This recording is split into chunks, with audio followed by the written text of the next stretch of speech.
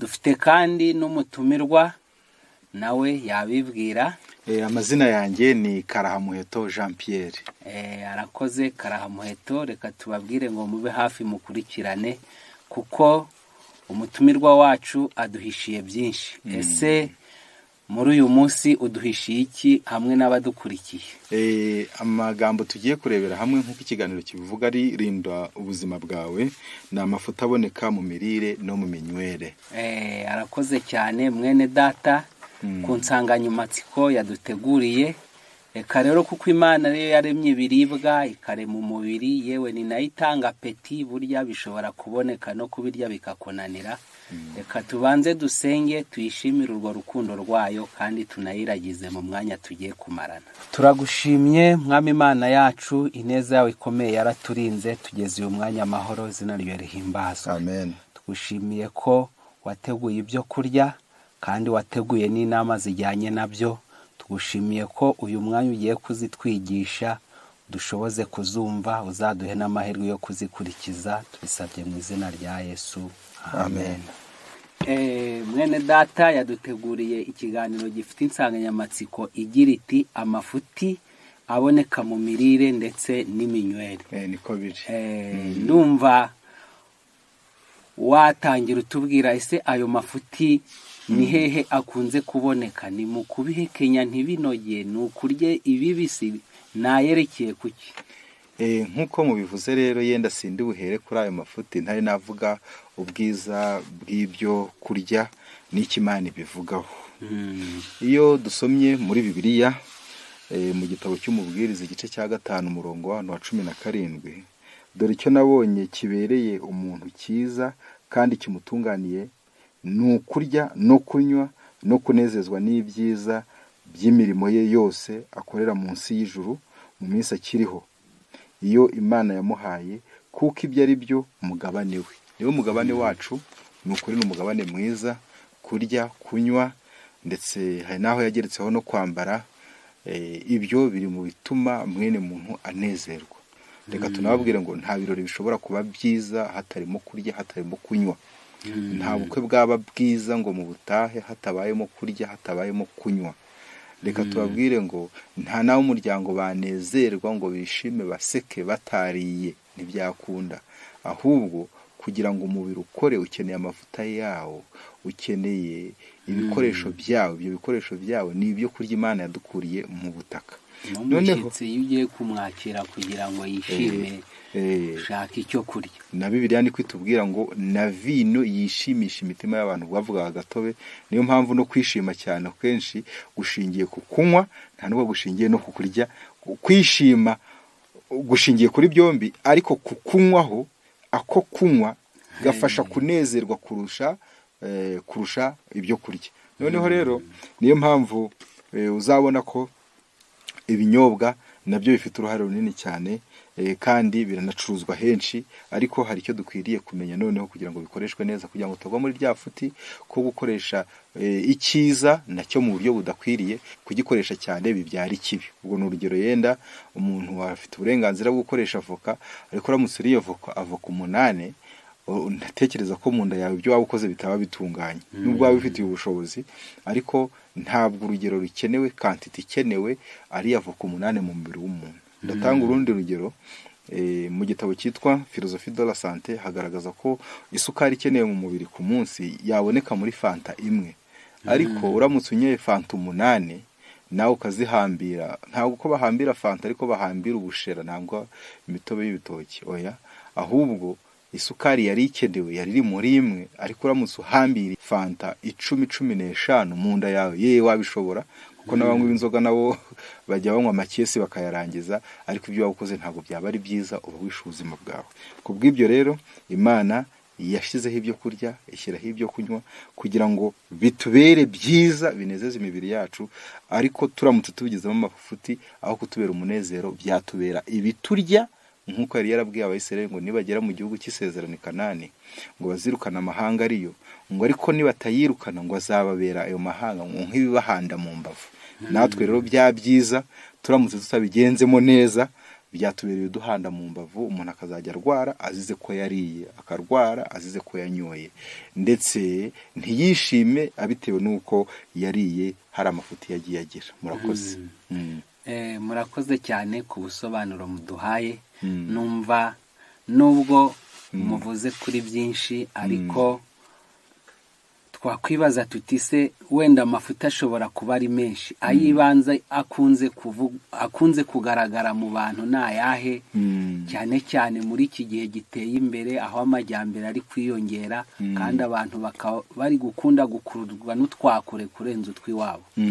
Amafuti yo ni menshi, harimo ayo ndavuga, hari n'ayo ndagenda ngarukaho. Reka yenda mvuge mpereye mu kunywa. Amafuti ya mbere mu kunywa ni ukunywa ibinyobwa byinshi kurusha amazi. Amazi akwiriye kunyobwa cyane kurusha ibindi binyobwa, ndetse ibindi binyobwa tubwirwa ko mu bitabo by'ubuzima byari bikwiriye kunywa ibiri buduheremo. Ni ukuvuga ngo ni imitobe ukanywa uturahure tubiri, ni ukuvuga ngo ni ibindi byunywa ukanywa uturahure tubiri, ariko ibyunywa cyane kugira ngo byoze umubiri kandi bimare inyota umubiri, icyo Imana yaremye ikarema imigezi 4 mu gitabo cy'Itangiriro ni amazi.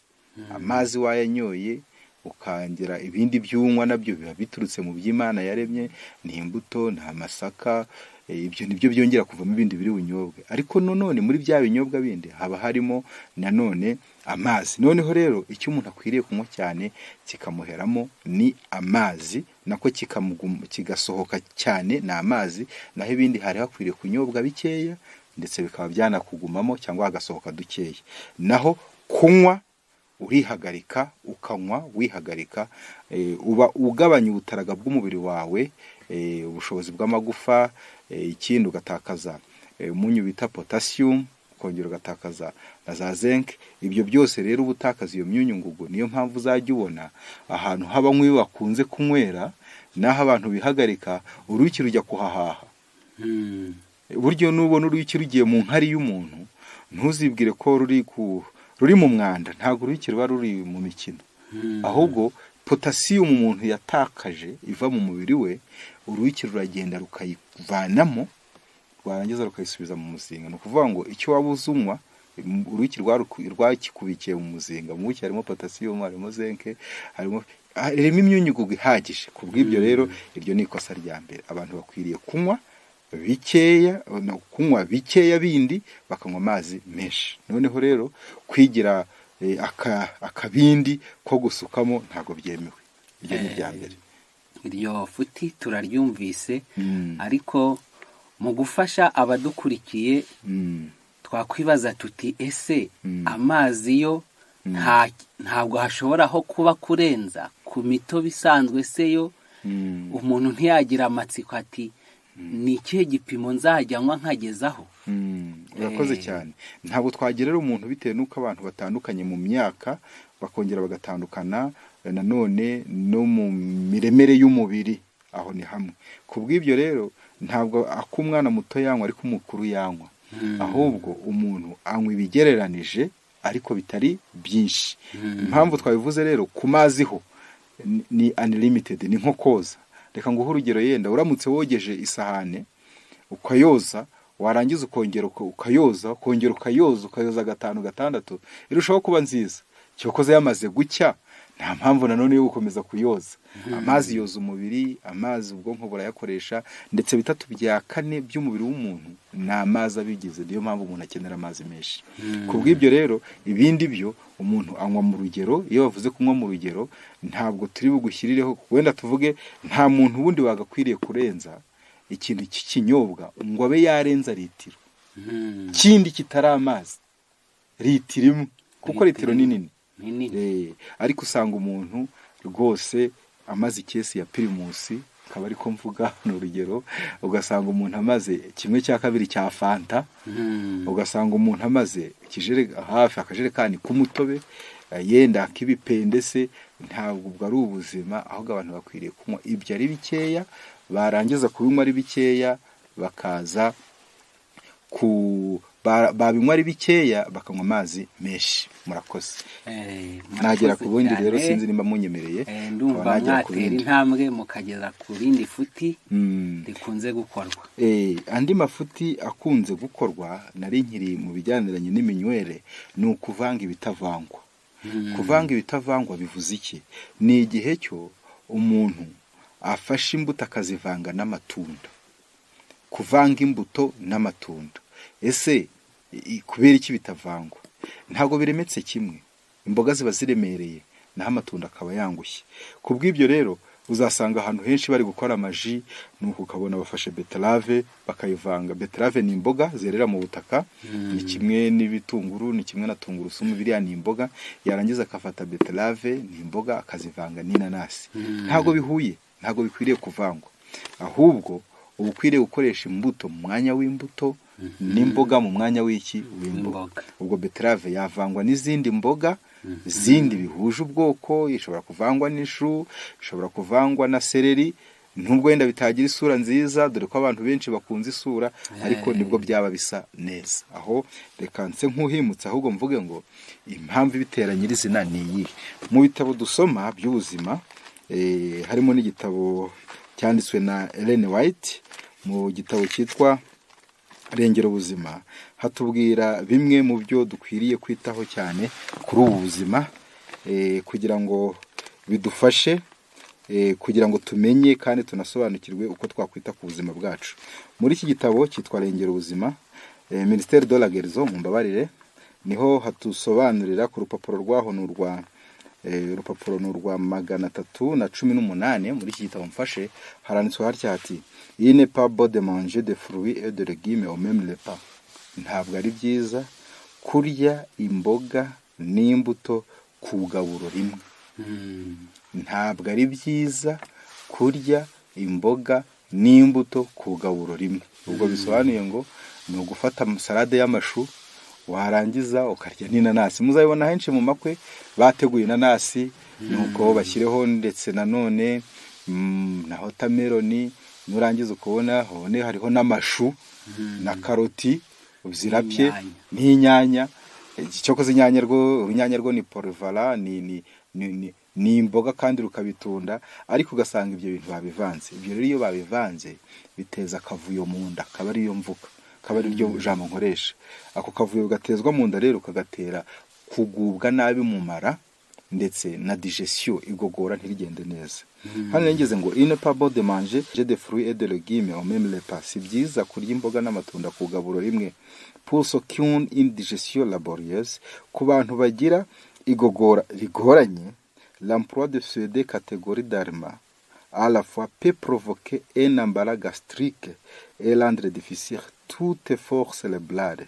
Hati ku bantu bagira igogora rigoranye, kuvanga ibyo bintu ko ari bibiri icyarimwe bishobora guteza ubwinshi bw'imisemburo yo mu gifu, kandi byarangiza ngo bigatuma habaho n'imbaraga nyinshi cyane z'ubwonko zihugira muri icyo gikorwa zitabara igifu, kuko igifu n'ubwonko biratabarana. Byanditswe mu gitabo cyitwa Rengera Ubuzima, haranditse ngo iyo igifu kigize ingorane ubwonko nabwo ntibusigara.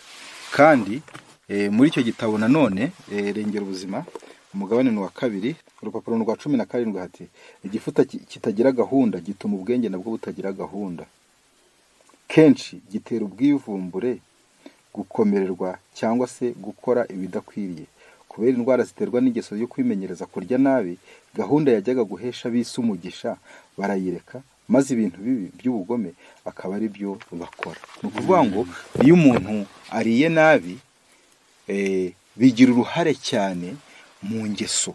Kubw'ibyo rero kuvanga ibituma igifu gihura n'ibibazo, imbaraga z'ubwonko zari zikwiriye gutekereza ibindi zikajya gutabara igifu, nuko ugasigarira aho. Akaba ariko mbivuga, kuko igifu kugira ngo gikore neza ubwonko bubigiramo uruhare. Niyo mpamvu no mu gifu ngo iyo kibuze gahunda n'ubwonko nabwo ntibugira gahunda. Niyo mpamvu muzasanga abantu bari kuvuga bati uyu mwana yarerewe kwa nyirakuru ibiryo byaramwishe. Burya nta yindi mpamvu, nuko kera yarariraga, yarangiza kurira bakamuhoresha ikijumba, yakongera kurira bati muza n'umuneke, nuko isazi ntihugwe ku munwa, akabura ubwenge atyo bitewe n'uko ibyo kurya bifite icyo byamukozeho. Ibyo uzabisanga no ku mashuri, abanyeshuri bajya bavuga bati ku ishuri baduha utwo kurya dukeya, burya ibyo kurya bikeya bijyanirana burya n'amasomo, niko bimeze. Noneho barangiza bati baduha ibyo kurya bikeya, ni ibyo kurya cyo ukareba agasahane kararinganiye, ariko iyo babahaye byinshi muri iryo joro barara batize. Iyo bahaye byinshi muri uwo mugoroba, bamwe gusubira muri etide birabagora bitewe n'uko imbaraga zabuze, ubwonko bukaba buhugiye kuri cya gifu kiremereye. Ubwo rero kubw'iyo mpamvu rero abantu bagomba kurinda ibyo bavanga kugira ngo batari buze kubangamira igifu. Murakoze cyane. Ako kantu igisirimu cyatumye cyihisha benshi, ku buryo ujya usanga rwose ahantu henshi agatobe ka beterave n'inanasi, dore ko kaba kanahumura, ukongeramo n'agasukari, rwose ukakiriza abashyitsi wumva abantu bahaye ikintu cyiza. Murakoze kutuzamura. Wavanze imboga n'iki n'imbuto. Dushobora kwimukira ku rindi kosa rero munyemereye. Yego. Irindi kosa rijya rikorwa ryo ryazanwe n'igisirimu, sinzi iyo ryaturutse. Ubundi mu bitabo dusoma, mu gitabo cy'itangira igice cya mbere umurongo wa 29 hatubwira ko Imana yahaye umuntu imbuto, imuha imbuto n'utubuto twazo kugira ngo ajye azirya. Ubwo bisobanuye ngo yemererwa kuzirya mu ngeri zitandukanye, kuzirya zumye, kuzirya zikiri fresh, zikiva mu murima, kuzirya nanone zikozwemo imitobe. Ikindi cya kabiri, yazirya n'ibindi byo kurya byo yatetse, ariko ndetse n'imboga nazo akabikora atyo. Ariko kuri iki cya kabiri hari cy'abazungu bazanye ahari byo bita ngo ni dessert, ngo ni utuntu twurya urangije kurya ngo tw'utubuto. Oya, dessert ahubwo yari ikwiriye kuba bya byo kurya bindi, kuko ibyo kurya bifitiye umuntu ubuzima. Ibyo kurya bifitiye umuntu mwene muntu ubuzima ni ibyo kurya bifite umwimerere wabyo, arizo za mbuto. Ntuturenze hari dukeya, aho ukazirya ari nyinshi, bya bindi bitetswe mu nkono bikaza kuba ari byo byaba bikeya. Impamvu ya mbere nuko Imana ijya kurema ntabwo yaremeye Adamu na Eva isafuriya muri Edeni. Ntabwo yabakoreye isafuriya, ahubwo yaje nyuma yo gukora icyaha. Buri isafuriya ifitanye ibibazo na mwene muntu, ariko twayikunze nkaho nta kibazo ifite. Cyokoze yaba twayikundiraga ubukene kuko twabuze ibyo turya by'umwimerere, byari byiza. Ariko ikibazo kiriho muri iyi minsi ya none, inkono zitetse ziruta ibyo kurya by'umwimerere abantu bashobora kurya, kuko umuntu umuhaye imbuto ukamuha amatunda atandukanye y'uburyo butandukanye, arangije kubirya yakubwira ko ategereje kurya. Bikamera nk'ibihugu byo mu burasirazuba no mu majyepfo ya Afurika, aho barya umutsima w'ibigori, aramutse atari umutsima w'ibigori akubwira ko atari yarya. Ati ukamuha umuceri, ukamuha n'ibindi n'ibirayi, nuko yarangiza kuvuga ati none tujye kuryama. Ariko se ndaryama ntararya kubera iki? Ati sindabona umutsima. Noneho rero na mwene muntu rero ntashobora guhaga atabonye ibitetse mu safuriya cyangwa mu nkono. Ariko uko guteka kwabyo, tugasoma mu Giswahili hari umugani bagira ngo kazi ya moto ni kuharibu, ngo akazi k'umuriro ni ukwangiza. Hari ibiba byatakaye. Kubw'iyo byo mpamvu rero ibyo bisa nkaho ibyo bifite ibyo byatakaje, ibyo bifite icyo byatakaje, byari bikwiriye kuba bikeya, ibifite umwimerere bikagumaho. Gusa ibinyampeke nibyo bitekwa ntihagire icyo bitakaza, naho ibindi byose nk'imboga bizitakaza byinshi, n'amatunda bitakaza byinshi. Kubw'ibyo rero dessert yo gufata utuntu ukaturenzaho, tukubwire ngo ibyo kurya bibisi by'umwimerere nibyo bibanza mu nda, kuko nibyo umuntu yaremwemo, byarangiza bigafasha bya bindi bihiye biba binaremereye birimo n'amavuta kugira ngo igogora ryabyo bigende neza. Kubirenzaho rero ntabwo ari byiza, ahubwo icyo bitera kumva hano hejuru, kumva ufitemo amazi, kuko byireka hejuru. Ibyo rero bikaba bitagwa mwene muntu neza. Rero kubw'ibyo ibyo kurya by'imbuto, za mbuto abantu barenza bakabyita dessert, iri ni ikosa rindi bakwiriye kubibanzaho. Ariko hari n'irindi kosa rindi. Ikosa rindi ni iryo kurya saa sita tutariye mu gitondo. Abantu nubwo dufite akazi, tukaba dufite uko dukora, abantu bari kwiriye kumenya ko kurya neza ari ukurya mu gitondo. Impamvu mu gitondo ari byo byiza, nuko nawe utahagurutse imodoka nta essence, nawe urahagurutse ugiye gusubiza ibibazo by'abaturage, ugiye uri umuyobozi, ugiye guhinga, ugiye kwasa ibiti, ugiye gutwara imodoka, ndani zero. Nibyo nuko. Ariko rero bashobora kuba barya saa sita bitewe nuko baba bariye n'ubundi saa yine z'ijoro.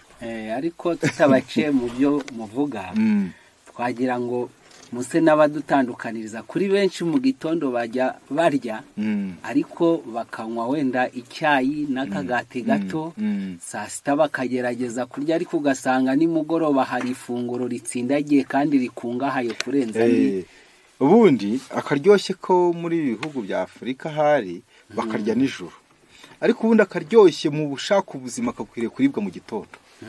Ifunguro ritsindagiye ribyibushye rihagije rikwiriye kuribwa ku masaha mu gitondo. Ngo saa sita nimba bihari hagira utwurye noneho ku mugoroba ntaho ubirye ariko birye kare. Ubundi ushaka ubuzima bwiza agomba kwita kuri izi kare eshatu ni kare atari kare zimwe zo mu ishuri ahubwo ni kare yo kuvuga kare mu gitondo. Ni ukurya kare ukaryama kare ukabyuka kare. Kurya kare bivuze iki? Ni ukurya mbere ya saa moya z'umugoroba. Kuryama kare bivuze iki? Ni ukuryama mbere h'amasaha 2 kugira ngo saa sita z'ijoro zigere ukaba wasinziriye. Ubwo bisobanuye ngo nta muntu ukwiriye kugeza byibuze isaha ya nyuma ikaba ari saa 4 z'ijoro ukaba wamaze gusinzira utakivuga. Ariko ubundi isaha yo kuryama ni nyuma yo kurya amasaha 2 wamaze gukora akagendo, ni ukuvuga saa moya kugeza saa 3 ukaryama. Noneho rero kubyuka kare ukwiriye kubyukira kimwe n'ibindi byaremwe. Ibyaremwe bindi bibyuka sangahe? Ndavuga inyoni saa 11 mba numva zatangiye kuvuga. Ntago ari kuvuga burya no guhimbaza Imana. Ubwo rero iyo zihimbaje Imana zaza zivuga ngo burakeye Imana irakinguye reka dushima Imana zikaririmba nuko ibyaremwe bigatangira bikagenda. Ibyo rero byaremwe nawe ukwiriye kubyuka kare. Tubisoma mu gitabo cy'Imigani igice cya 31 niho hatubwira uwitwa Nyiramugisha. Uriya mugore avuga ko azinduka butaracya akagaburira abo mu rugo rwe. Ubwo rero kubw'iyo mpamvu amakosa akwiriye gukosorwa yo ni menshi. Turiya two kurya twa mu gitondo tw'udufuti tw'udutaratine 2 tw'umugati ugafatana n'utuzi twitwa icyayi ntaho dufata ahubwo duteza ibibazo.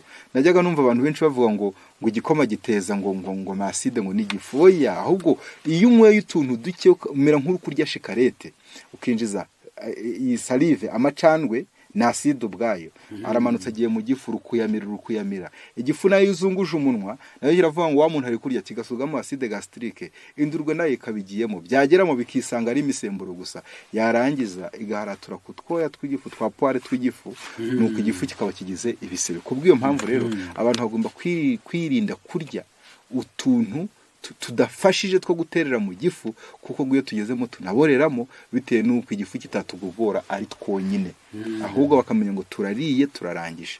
Murakoze cyane. Twerekera ku musozo niba nta rindi futi mwaba mwareshatse kutuzamuraho nagira ngo tubabaze ese buriya amagaburo umuntu yarya ku munsi nangahe ko iterambere naryo ujye usanga aho unyuze hose mu modoka bararya mu isoko hehe yaba nkangahe ku munsi? Umuntu arya akwiriye ukora imirimo y'ingufu. Umuntu urya akwiriye kuzunguza umunwa inshuro 3 ku munsi. Nukora imirimo y'ingufu ni ukuzunguza umunwa ari kurya. Naho kuzunguza ari kuvuga bwo rwose ashaka azavuga umunsi wose. Naho umuntu udakora imirimo y'ingufu akwiriye kuzunguza umunwa ari kurya inshuro zingahe? 2 gusa. Andi mafuti rero nongera kuvugaho ngana no ku musozo ni ukurya nkutazongera kurya. Abo bita kurya nkutazongera kurya, mbese ukavuga uti reka mbyereke. Ariko hari ibyo bavugaga kera mu ndirimbo najyaga numva ngo amacumu y'inda ntashirigorora ntacyo wakora. Ahubwo nyuma y'amasaha 8 ugomba kuba washonje ukabukeneye kongera kurya. Rero ibyo bijya bikora intakabona bigakora n'abanyamururumba. Uwo mururumba nushire kurya no gucumbika ntabwo uzagerayo. Harya buriya bariye bakarya ibirutana basonzera rimwe. Ni kimwe kire kugize ikibazo cy'igifu. Gahunda nimwe ibyo kurya bimara mu gifu igihe kingana amasaha 4 bikongera bikavamo bikajya mu mara. Ni ukuvuga ngo umuntu muzima nyuma y'amasaha 6 abashonje. Ashonje. Ubwo rero kurya nkutazongera kurya nta nyungu irimo. kandi byose bisoreza hamwe. Ubwo noneho rero ibyo bikunze gukora intakabona akavuga ati noneho ndabibonye, bikongera bigakora nanone abafite inda nini n'abanyamururumba, kuko umururumba wuba mu mutwe nubwo waba utunze byinshi uri n'umukire ufite n'iwawe, ujya ubona no mu makwa abakire bari gusahuranwa ukibaza nimba ntabyo babona, cyangwa ugataha uri kumva umuntu wihaye ngo banyimye fanta, ibyo nuko ari umururumba. Ukavuga fanta ya 400 kuyu umugabo nanzi ko yayigurira, ababajwe n'iki kandi ubwo yatwereye ikese, ariko akabazwa nuko batamuhaye fanta. Waretse abandi batakabona se bakakama. Ubwo ikindi ni amoko menshi y'ibiribwa kugaburo rimwe ku meza, ni ukugafata umuceri, ugafata ibirayi, ugafata ibishyimbo, ugafata igitoki, ugashyiraho ifiriti, nk'aho ifiriti itandukanye na bya birayi, aho itandukanye n'amavuta menshi, ukongera ugafata. Yemwe hariho kera nigeze kubonaho restaurant bavuga ngo miranje ya byose, bagushyiraho gahunga n'ubugari, noneho bakongera bagashyiraho n'ibirayi n'ibishyimbo byose bakabishyiraho ngo ni miranje ya byose. Iyo miranje ya byose ntibaho. Wari ukwiriye gufata ubwoko butarenze bune kugaburo, hagati ya 3 ndetse na 4. Ibyo ngibyo bikaza kugwa neza mu gifu. Mbese nawe urungurutse nka ukareba mu gifu, wasanga ko wavangavanze bitavangwa. Noneho ni ikintu kimwe cyane cyo nongera kuvugaho muri aya mafuti mu mirire, ni ukumara kurya warangiza ukaryama, ibyo bita ngo ni siesta hari nimba ntibeshye. Noneho warangiza ukiryamiraho gakeya, ibyo nabyo birangiza. Kuryamana ibiryo bitera kugira ikizibakanwa kandi bigatera kugubwa nabi. Reka rero ndashyira ahangaha ikiganiro cyacu nakagaruka mu gitabo cy'umubwiriza igice cya 10 umurongo wa 13, ndetse ngo wagihuguwe ubonye ishyano iyo ufite umwana muto akaba ari umwami, kandi ibikomangoma byawe bikaba ibiryakare. Ibiryakare nabavuga ngo kimanje dere mate nabagihereye kuva mu gitondo. Hepfo rero igihugu kiba kigize amahirwe ku murongo wa 17, iyo gifite umwana akaba ari umuntu mukuru, umwami akaba ari umuntu mukuru, ibikomangoma bye ngo bikarya kugira ngo bigire amagara mazima. Turira kugira ngo tugire amagara mazima, tubeho, dukora inshingano dushinzwe, ntabwo turya kugira kuko bihari, ahubwo turira kuko dushaka kugira amagara mazima. Murakoze cyane. Murakoze cyane namwe kandi abadukurikiye, mwakoze gukurikirana. Reka dushimire umutumirwa wacu kandi tumurarikire kuzagaruka. Turabona inama hakenewe nyinshi, aya yari make ariko ibikenewe ni byinshi. Ngira ngo rero mu gusoza mwasezera ku bari badukurikiye ndetse mukanadusengera. Murakoze cyane, kadusenge. Data mwiza, turagushimye, izina ryawe rihabwe icyubahiro. Amen. Ubonye byinshi dukwiriye kuzibukira ko bibwirwa abawe, uhererwe icyubahiro. Amen. Kugira ngo tugire ubuzima buzima, tugushimire aho kukuganyira no kugusaba kudukiza, uduhe gukurikiza izi nama kugira ngo mwene muntu nagubwa neza, kuko ari cyo witangiye. Ishimwe n'icyubahiro biboneke mu isi no mu ijuru, tubishimire izina ryawe. Amen. Ubuntu bwawe bubana bumvise bose, kandi tugire neza kuko uri Imana yacu, tubisabye twizeye mu izina rya Yesu. Amen.